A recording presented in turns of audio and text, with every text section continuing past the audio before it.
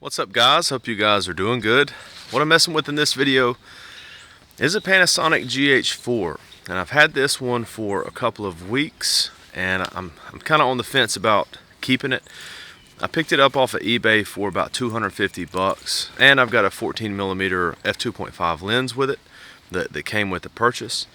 So pretty good deal, and I could probably resell it and make a little bit of money. I had a GH3 and I used it on my work channel, and I really liked using that camera, except for when I was filming myself, because it was like the autofocus single point was messed up.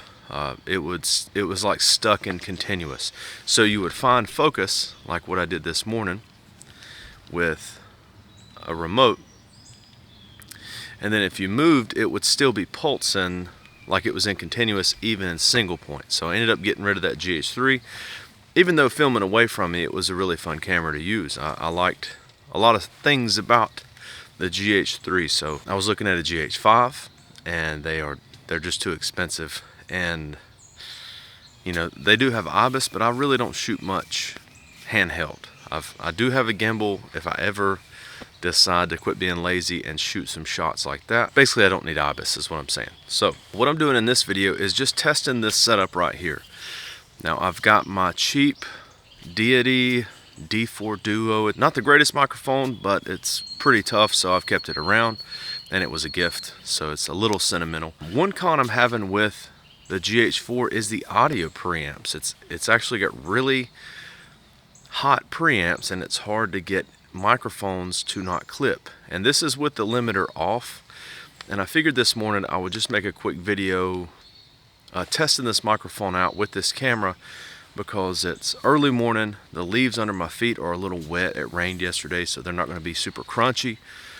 There's some atmospheric noise, some birds and stuff, but the wind's not blowing.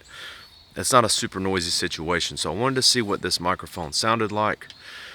I think if I were to use this on my gun channel, I would probably externally record audio too, just because the Zoom H1N has a limiter, and this is going to clip every time I shoot anything. Yeah, I just want to see what this sounds like, what this looks like. I'm in the natural color profile with the noise reduction reduced to, I think. I may be saying this wrong. I've been messing with the Canon T3i forever. Finally got it dialed in, and now I'm trying to dial in something else. But natural picture profile, noise reduction backed off 1, the sharpening backed off 1, and the contrast and saturation backed off 2, and then custom white balance set. And I'm filming in the MOV file, 24 frames per second, and it's the smallest MOV file. I think it's about 50 megabits per second. And I want to see what this sounds like straight out of camera, and what this looks like straight out of camera, and if this is one that I'm going to keep. This is kind of the test. Panasonic, to me, they